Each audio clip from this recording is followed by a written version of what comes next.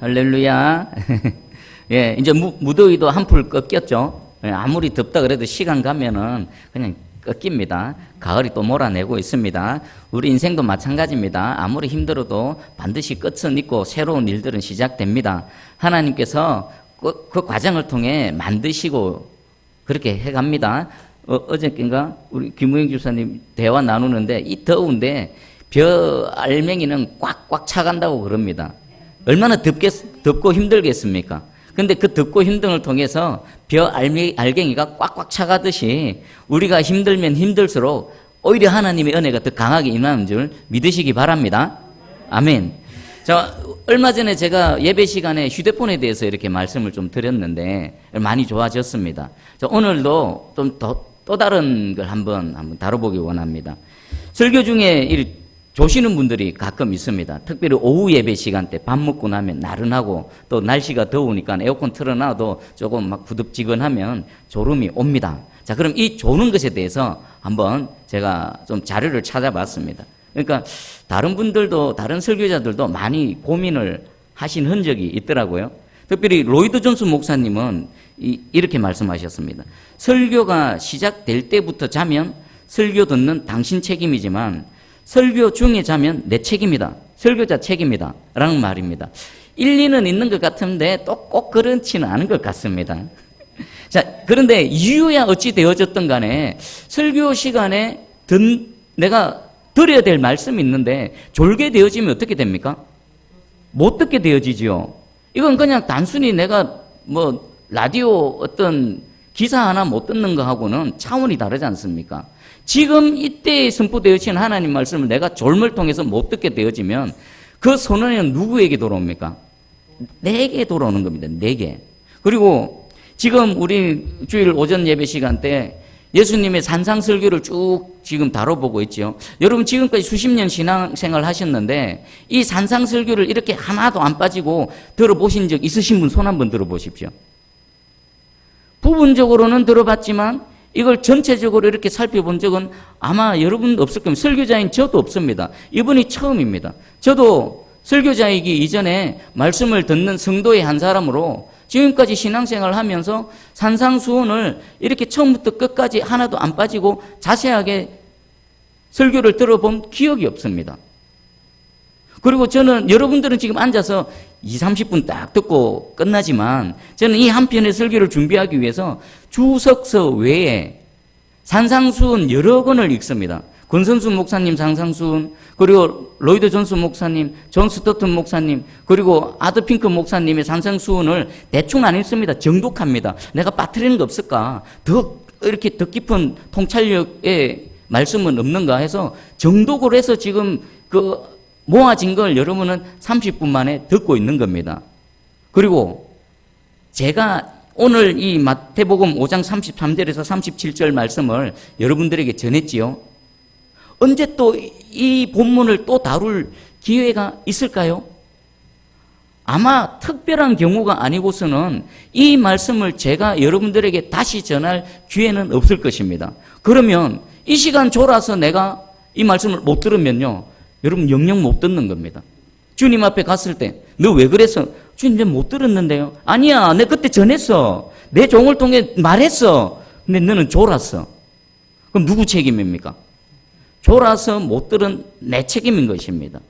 오늘 이 시간 정확하게 깨어서 하나님 말씀을 듣기를 축복합니다. 자, 그러면 성도들이 설교 중에 졸게 되는 이유가 무엇인가? 공통점이 있더라고요. 첫 번째 육신의 이유입니다. 막 한 주 동안 너무 힘들게 막 육체가 피곤하면 육신의 피곤을 이겨낼 사람이 없습니다. 잠은 장사가 없다 그랬죠. 눈꺼풀이 얼마나 무거운지. 육신이 피곤하면 어쩔 수 없는 겁니다. 그럴 경우도 있습니다. 두 번째는 마음의 상태입니다. 내가 사모함이 있고 간절함이 있고 하나님을 경외하는 마음이 있으면 비록 조금 육신이 피곤하다 하더라도 아마 그렇게 쉽게 졸지는 않을 겁니다. 그리고 세 번째가 영적인 이유입니다. 영혼이 죽었거나 잠들었거나. 영혼이 죽은 사람은요, 하나님 말씀을 들으면요, 잠이 옵니다. 그것이 못 알아듣겠거든요. 어렵거든요. 그리고 영적으로 잠든 사람들 역시나 하나님 진리의 말씀이 선포되어지면요, 그것을 잘 받아들이지가 않습니다. 그래서 졸리는 현상으로 나타나는 겁니다. 그러면 이게 어쩌다가 한번 졸 수는 있습니다. 그죠? 어쩌다가 한 번은 졸 수 있는데 어떨 때 문제가 되느냐? 이것이 계속적이고 반복적일 때는 분명히 뭔가 문제가 있는 겁니다. 여러분 자신을 한번 돌아보십시오. 예배 시간 때 내가 육신이 힘들어서 가끔 이렇게 졸 수는 있지만 이게 습관적이고 계속적으로 반복되지는 않는가? 그럼 영적으로 분명히 문제가 있습니다. 자, 그럼 해결책을 한번 제가 제시해 드릴게요.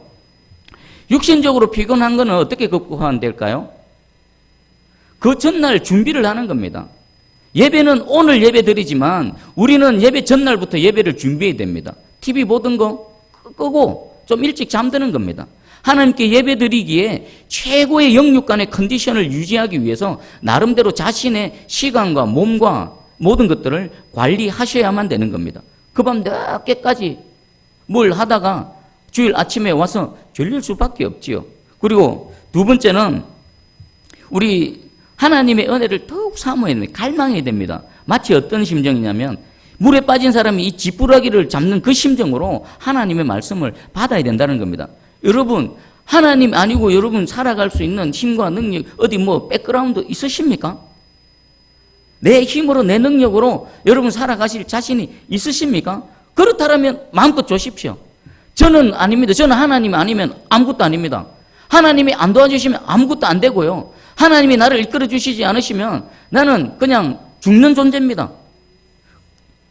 여러분들 말씀 들으실 때에 오늘 내게 구원의 말씀을 주시는, 오늘 말씀하셔서 나의 상황을 해결해 주시는 하나님, 나와 함께 하시기는 하나님을 여러분 물에 빠진 사람이 지푸라기라도 잡는 그 심정으로, 갈급한 심정으로 붙드시기 바랍니다. 그러면 졸음을 이겨낼 수 있습니다. 그리고 여러분 말씀을 받기 위해서 혹시 기도하셨습니까? 오늘 이 예배를 드릴 때 하나님의 말씀을 받기 위해서 여러분 기도하셨습니까? 할렐루야. 기도하셔야 됩니다. 제가 예배 시작 전에 우리 함께 합심해서 기도했지요. 하나님의 말씀을 받을 때에 은혜가 될 수 있도록, 깨달아질 수 있도록 하나님 도와주세요라는 기도를 함께 했습니다. 바로 이 차원입니다. 여러분 말씀을 듣기 전에, 말씀을 받을 때에 하나님께 기도해야 됩니다. 하나님, 이 말씀으로 깨달을 수 있도록, 또 깨달고 그 말씀으로 살아낼 수 있도록 주여 도와주시옵소서. 그리고 또 하나 영적인 게 있습니다. 이 계속적으로 지속적으로 이렇게 졸리는 그런 분들은요, 어쩌면 사단의 공격을 받을 수 있습니다. 예수님이 그 씨 뿌리는 비유에서 그 길가에는 씨를 뿌리면 어떻게 됩니까? 그것이 자리도 잡기 전에 뭐가 날라옵니까? 새가 날라와서 잡아먹어버리는 거죠. 말씀을 듣는 중에 좋은 것은요, 새가 날아와서 말씀을 잡아먹어버리는 겁니다. 귓전에도 들리기 전에 새가 와서 낚아채 가버리는 겁니다. 그것은요, 사단의 공격을 받고 있다는 명백한 증거일 수가 있습니다. 자신을 한번 잘 점검해 보십시오. 그리고 마지막입니다.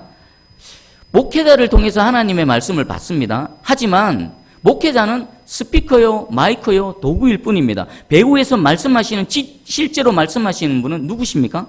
하나님이십니다. 그러니까 사람의 말로 받는 것이 아니라 누구의 말로 받는 겁니까? 하나님의 말씀으로 받는 겁니다. 여기 이 강단에 어떤 목회자가 섰던, 어떤 사람이 섰던, 어떤 영적인 표적과 기사가 나타나고 어떤 사람이 섰던, 이 자리에 누가 서서 하나님 말씀을 전하던 그를 통해서 하나님께서 말씀하신다는 사실을 분명히 인식하시기 바랍니다. 그럴 때에 우리는 육신의 연약함, 졸림, 또 계속해서 반복적으로 내가 졸고 있다는 것을 정신을 차려야 되는 겁니다. 아, 내가 지금 사단의 공격을 받고 있구나. 이 시간 내가 하나님 말씀을 받아 먹지 못하면 내 영혼이 시들시들해지고 마침내 죽게 되어지는 거구나 라는 것을 깨달아 아시고요.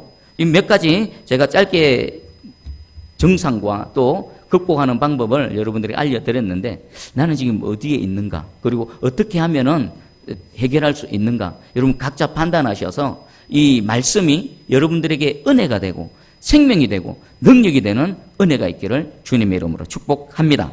아멘. 자, 그럼 오늘 말씀을 볼게요. 설교 제목이 뭡니까? 맹세의 헛됨입니다. 맹세의 헛됨. 맹세. 와, 우리 맹세는 무엇입니까? 어떨 때 맹세를 합니까? 맹세에 보면은 호르코스라는 단어가 쓰이는데, 맹세의 지팡이를 쳐든다. 굳게 잡다. 막 이런 겁니다. 내가 상대에게 확신을 준다. 언약을 한다. 내가 서약을 한다. 이런 모든 의미가 이 맹세 안에 다 담겨져 있습니다. 그러면 우리 일상 가운데서도 맹세가 아주 흔하죠. 가장 대표적인 게 결혼 서약입니다. 막 주례 앞에서 손을 들고 검은 머리가 뭐가 될 때까지요? 팥뿌리가 될 때까지 사랑하겠습니다. 막 그러고 있죠. 그러다가 이혼한 사람들도 많은데. 자, 결혼 서약. 이게 맹세의 하나입니다. 그리고 또 뭐가 있겠습니까? 법정에서 뭐 하는 겁니까? 선서하죠. 내가 참말만 하겠습니다. 라고 막 보면 성경에 손을 얹고도 맹세를 하고 그것도 맹세입니다. 또 우리 모든 문서상에 이루어지는 것들도 있습니다. 매매 계약서, 거래 계약서, 전세 계약서, 적고는 인감 도장을 꽉 찍죠. 그런 것들이 다 맹세에 해당되어지는 겁니다. 그러면 맹세는 우리 일상 가운데 너무나 흔한 겁니다. 그리고 우리 주고받는 대화 가운데서도 농담 삼아 이런 말을 하죠. 내 말 확실하다. 이 말이 틀리면 내 손에 뭐 한답니까? 손에 장을 찢은다라고 이렇게 표현도 하는데, 여러분 손에 장 찢는 사람 보신 적 있으십니까?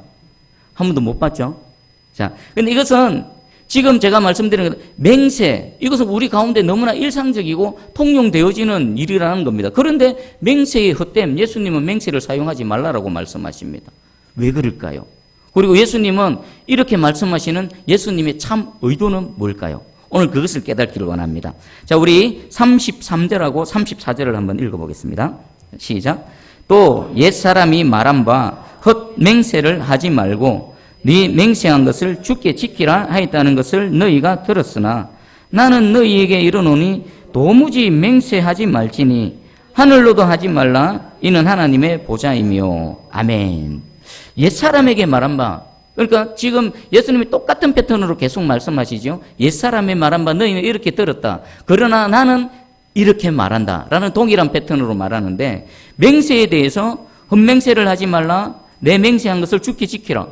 이것은 너무나 상식적이고 보편적이고 너무나 옳은 말입니다.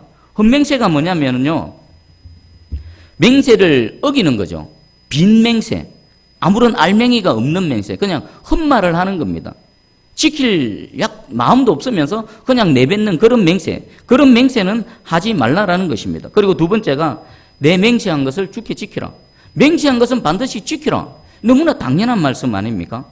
옛사람에게 전해줬던 맹세에 대한 가르침, 틀린 게 없는데? 헛맹세 안 하는 게 당연하고, 그리고 맹세를 했다라면 반드시 지켜야 되는 게 당연한데, 우리 예수님께서는 나는 너희에게 이르노니 도무지 맹세하지 말라. 도무지 맹세하지 말라는 건요, 아예 맹세 자체를 하지 말라는 것입니다.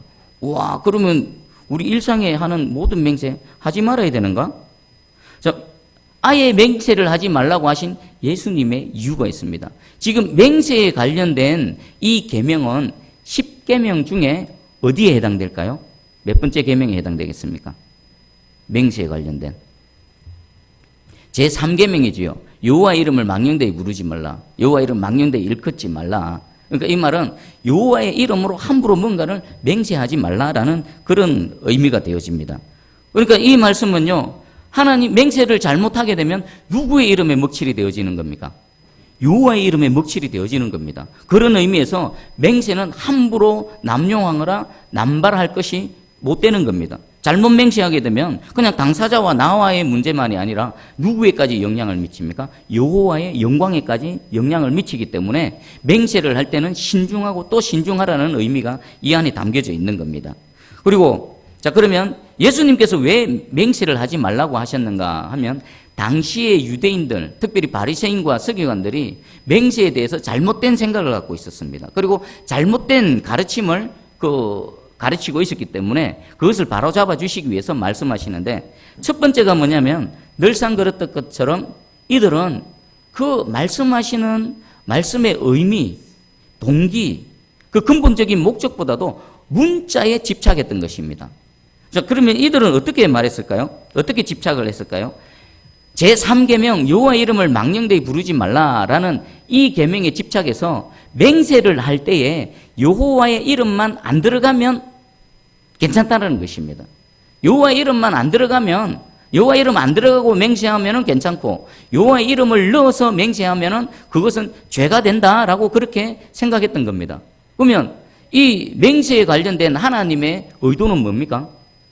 참말을 하라는 겁니다. 거짓말 하지 말고 참말을 하고 그리고 약속을 했으면 반드시 지키라는 의미가 이 안에 담겨져 있는데 그 본질은 놓쳐버리고요. 여호와의 이름으로 부르지 말라. 여호와의 이름만 안 들어가면 얼마든지 맹세할 수도 있네. 그리고 여호와의 이름이 들어가면 죄가 되어지네. 문자에 집착했던 겁니다. 그리고 두 번째가 있습니다. 이들은 맹세 중에요. 지켜야 할 맹세와 지키지 않아도 되는 맹세로 구분을 했던 겁니다.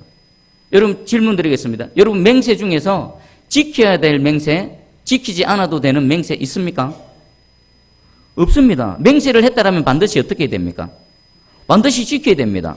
자, 예수님의 이것에 대해서 지적하신 부분이 있습니다. 마태복음 23장 16절에서 22절입니다. 자, 여러분들 마태복음 23장 한번 찾아가 보십시다.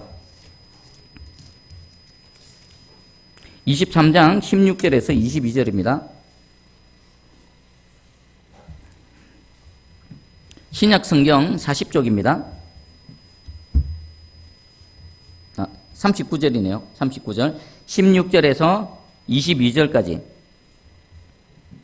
자, 우리 한 목소리를 한번 읽어보도록 하겠습니다. 시작. 화 있을진저 눈먼 인도자여 너희가 말하되 누구든지 성전으로 맹세하면 아무 일 없거니와 성전에 금으로 맹세하면 지킬지라 하는도다. 어리석은 매긴들이여 어느 것이 크냐? 그 금이냐? 그 금으로 거룩하게 한 성전이냐?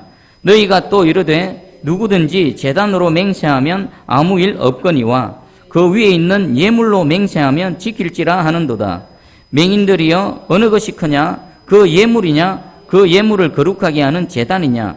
그러므로 제단으로 맹세하는 자는 제단과 그 위에 있는 모든 것으로 맹세하며 또 성전으로 맹세하는 자는 성전과 그 안에 있는 계시니로 맹세하며 또 하늘로 맹세하는 자는 하나님의 보좌와 그 위에 앉으신 이로 맹세함이니라. 아멘.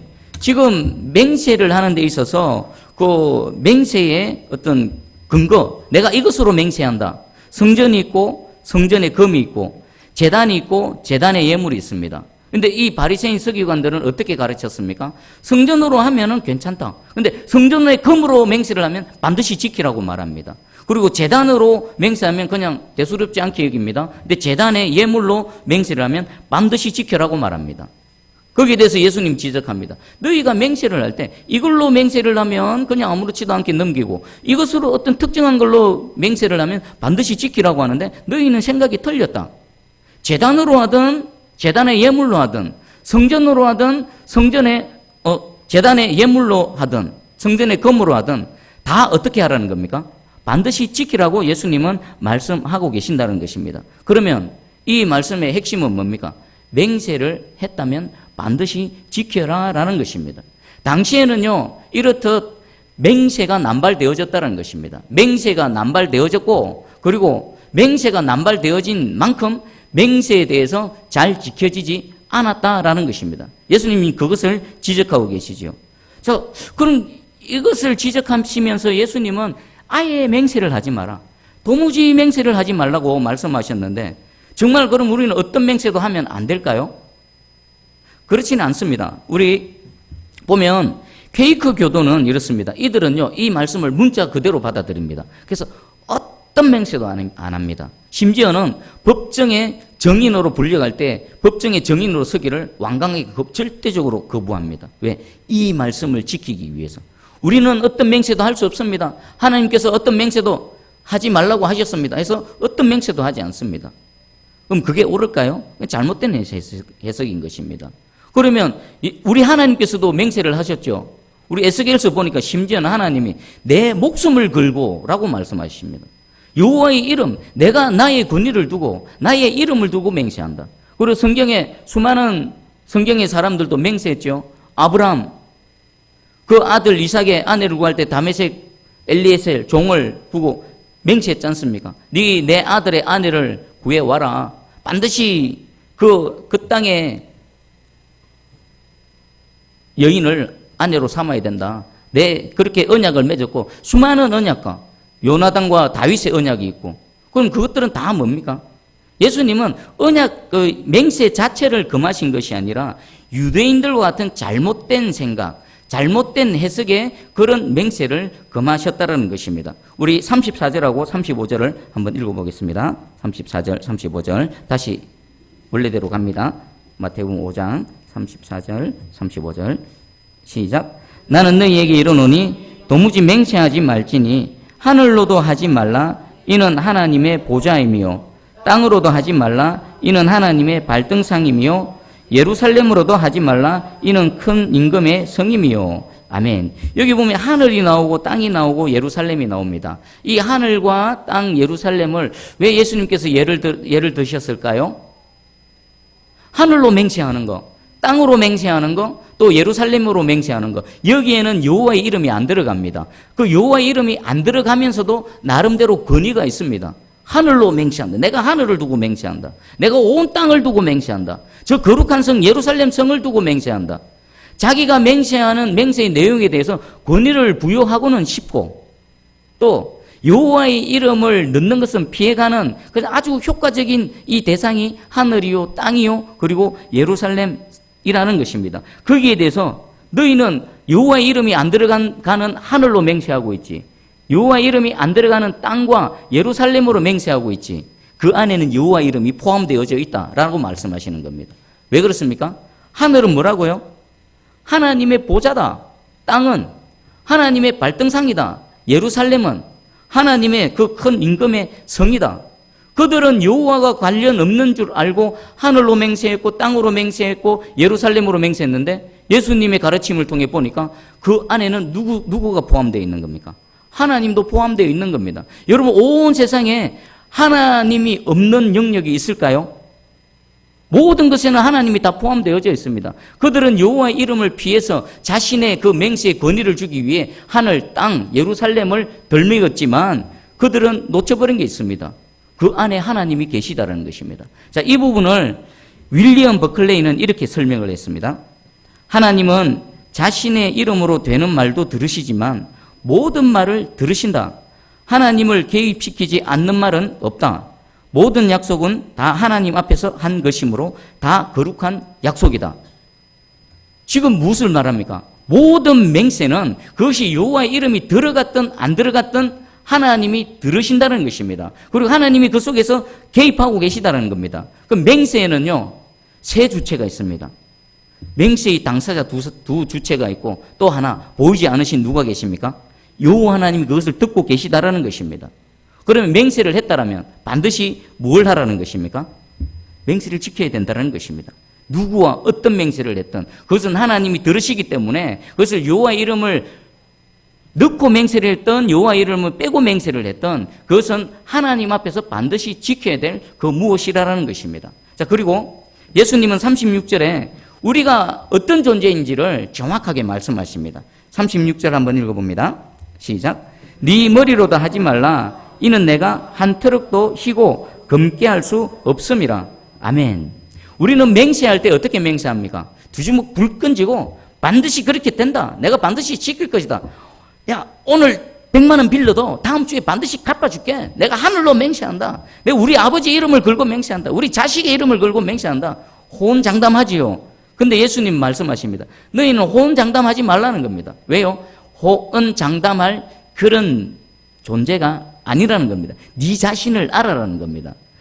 네 머리에 붙어 있는 이게 무슨 말입니까? 네 머리로도 하지 말라. 이는 내가 한 트럭도 희고 검게 할 수 없다. 여러분 여기서 여러분이 날마다 변해가는 이 흰머리털을 내 능력으로 내 힘으로 내 의지로 검게 만드실 수 있는 분 없지요? 없습니다. 너희는 그렇게 호언장담할 그런 존재가 안 돼. 네 자신을 알라. 소크라테스가 말했던 것처럼 네 자신을 알라. 내일 일을 모르는 너의 머리카락 하나도 네 마음대로 하지 못하는 너, 어떻게 내일 일을 호언장담하면서 함부로 맹세를 할 수 있겠느냐? 맹세는 함부로 하는 게 아니다 라는 것을 말씀하고 계시다는 것입니다. 여러분 동의하십니까? 내일 일 모릅니다. 오늘 그렇게 되어질 것 같고 내가 할 수 있을 것 같고 내가 그 약속을 지켜낼 수 있을 것 같은데 우리는 능력이 없습니다. 능력이 없어. 조그마한 상황이 발생하고요. 돌발 변수가 생겨버리면 속수무책으로 아무것도 하지 못하는 존재가 바로 저와 여러분입니다. 그래서 너희는 함부로 맹세할 그런 존재가 아니다. 맹세를 했다라면 반드시 지켜야 되지만 맹세를 하기 전에 조금 더 신중하게 신중을 기해라. 하나님이 보고 계시고 하나님이 듣고 계시다. 만약 어기게 되면 하나님께 범죄하게 되는 것이다 라고 예수님 말씀하고 계십니다. 자, 그러면 이 맹세에 대해서 예수님이 우리에게 원하시는 바가 있습니다. 오늘의 결론입니다. 우리 37절 읽어보겠습니다. 37절 시작. 오직 너희 말은 옳다 옳다 아니라 아니라 하라. 이에서 지나는 것은 악으로부터 나느니라. 아멘. 맹세 대신에 너희가 해야 될 게 있다. 그건 뭐라고요? 옳은 것은 옳다, 아닌 것은 아니다라고 해라. 그러면 이게 제대로 이루어지면 맹세 같은 것은 너희 인생에서 필요치가 않다라는 겁니다. 여러분 한번 생각해 보십시오. 맹세를 왜 합니까? 왜 보증서를 찍고 인감 도장을 찍고 법정에 공정을 하고 서로 그렇게 합니까? 만약에 내가 상대를 믿을 수 있다라면, 상대가 나를 100% 신뢰한다라면 그런 것 자체가 필요합니까? 필요치 않습니까? 필요 없는 겁니다. 내가 맹세한다. 나를 좀 믿어달라라고 말하는 그것은 무엇을 증명하냐면 상대가 벌써 나를 신뢰하지 못한다라는 것입니다. 그러면 그런 맹세가 필요 없는 삶이 되기 위해서는 어떻게 해야 된다고요? 옳은 것은 옳다, 아닌 것은 아니다. 요것만 제대로 진행되어져도, 요것만 제대로 지켜져도 맹세 자체가 필요 없는 사회가, 맹세 자체가 필요 없는 그런 사람이 되어진다라고 예수님 말씀하십니다. 자, 그러면 옳은 건 옳다, 아닌 건 아니다 말하는 거 쉬울까요? 어려울까요? 한번 곰곰이 생각해 보십시오. 별것 아닌 것 같습니까? 엄청나게 어렵습니다. 왜 맹세하는 사회, 서로 불신하는 사회가 되어졌을까요? 옳은 것은 옳다라고 말하지 않기 때문에, 아닌 것은 아니라고 정직하게 말하지 않기 때문에 이런 일들이 발생하게 되는 겁니다. 오늘날 한번 세상을 한번 봐보십시오. 세상을 한번 봐보십시오. 어떻습니까? 있는 그대로, 팩트 그대로 진실되게 전합니까? 다 걸러질 것 걸러지고, 그리고 조그마한 진실의 파편에다가 득지득지 소설을 써서 자기가 원하는 대로, 자신이 원하는 대로 그렇게 또 다른 뭔가를 만들어서 언론에 보도하고 신문 기사가 나고 인터넷 기사가 뜨지 않습니까? 법정에 가보십시오. 한 사람은 너는 그렇게 했다 그러고, 한 사람은 절대로 안 했다고. 나는 보지도 않았다. 나는 만나지도 않았다. 나는 그 사람 이름 처음 듣는다. 어떤 사람은 이렇게 얘기하고 저 사람은 저렇게 말하고 있습니다. 지금 이게 저와 여러분이 살아가는 세상입니다. 그 한자성어에 보면 침소봉대가 있죠. 작은 걸 크게, 자기가 잘못한 건 있으면 작게 만들고, 자기가 조금 잘한 거 있으면 엄청나게 크게 만들고, 그리고 아전인수, 어떤 사건이 있으면 모든 것을 자기에게 유익하게 해석해버리는 아전인수. 그리고 얼마 전부터 유행했던 내로남불. 내가 하면 로맨스고 남이 하면 불륜인, 이런 세상 가운데 살아갑니다. 그때에 옳은 것은 옳다, 아닌 것은 아니다라고 하기가 결코 쉽지 않습니다. 여러분, 이 옳은 것은 옳다, 아닌 건 아니라 하기 위해서 대가 지불을 해야 됩니다. 밥그릇을 걸고 해야 돼요. 밥그릇을 걸고. 이해가 되십니까? 동의가 되십니까? 언론, 신문사 기자가 지금 일어나고 있는 모든 정황들을 정확하게, 정직하게 펜을 들어서 글을 쓰려고 그러면요, 자기 밥그릇을 걸어야 되는 겁니다. 근데 밥그릇 거는 사람이 잘 없습니다. 왜곡되어지고 힘 있는 사람들이 듣기 원하는 것을 글을 써서 그렇게 세상에 퍼뜨리고 있는 그런 세상입니다. 어느 기사를 보니까요, 저 호남 지역의 한 목회자분이 지금 현 정세에 대해서 이렇게 막 좀 비판을 하고 바른 말을 했다랍니다. 그랬더니 그 다음 주에 성도들이 훅 빠져나가더랍니다. 바른 말을 하기가 쉽지 않습니다. 목숨을 걸어야 되고요, 밥그릇을 걸어야 되고요, 반드시 대가 지불을 해야 되는 겁니다. 이 아니다, 옳다, 이것은 결코 쉽지가 않습니다. 그런데 예수님은 이것을 요구하고 계십니다. 여러분 자신의 삶을 한번 되돌아보십시오. 나는 과연 옳은 것은 옳다라고 말하고 있는가? 아닌 것은 아니다라고 말하고 있는가? 만약에 이렇게 말해버리면요, 관계가 깨어질 수도 있는데, 관계가 망가질 수도 있는데, 저 사람이 나를 향해서 칼을 빼어들고 공격을 할 수도 있는데, 그런데 예수님 말씀하십니다. 옳은 것은 옳다, 아닌 것은 아니다 말해라. 여러분, 지금 이 말씀은요, 예수님의 이 맹세에 관한 우리에 대한 결론입니다. 맹세는 함부로 하는 것이 아닙니다. 왜요? 우리는 그 맹세를 지켜낼 능력 자체가 없기 때문입니다. 만약에 그럼에도 불구하고 맹세를 했다라면요, 반드시 어떻게 될까요? 반드시 지켜라는 겁니다. 그리고 예수님이 원하시는 바는 맹세 자체가 필요 없는 삶을 살아라는 겁니다. 그리스도인이라면 아니요 이것만으로 그 맹세가 필요 없는 그 삶 자체, 그 그리스도인 자체가 맹세의 보증서가 되어진다는 것입니다. 여러분이 이런 삶을 살아가시기를 축복합니다. 누구 앞에서 그냥 내가 그거는 이렇습니다 라고 하면 누구도 토시하지 않는 것. 내가 아닙니다, 저 안 그랬습니다 라고 하면 누구라도 더 막 캐묻고 무엇을 밝혀내려고 대들지 않는 그런 삶. 어떻게 하면 된다고요? 옳은 것은 옳다. 그것이 내게 손해가 되어진다 하더라도, 내가 대가 지불을 한다 하더라도 그것이 옳은 것은 옳다라고 말할 수 있는 그리스도인, 그리고 아닌 것은 아니라고 말할 수 있는 그리스도인. 예수님이 원하시는 것은 바로 이런 정직하고 성실하고 하나님 앞에서 깨끗한 삶을 원하시고 있습니다. 여러분, 이 말씀을 통해서 여러분 그리스도인으로 더 한 걸음 도약되어지기를 축복합니다. 세상 가운데 우리 얼마나 많은 유혹합니까? 적당히 그냥 흘러버리면, 모른 척 해버리면, 아닌 척 해버리면 얼마나 피해갈 수 있는 길이 많습니까? 근데 예수님은 그렇게 하지 말라는 겁니다. 정면으로 가라, 똑바로 가라. 앞에 돌이 있다 하더라도, 앞에 무언가 있다 하더라도 정확하게 앞으로 정직하게 가라라고 하십니다. 그러면 그 정직이 지금은 손해보는 것 같고 지금은 어려운 것 같지만 그 정직을 통해 하나님께서 새롭게 역사하시고 역전시키시고 하나님께서 우리를 이기게 하실 줄 확실히 믿습니다.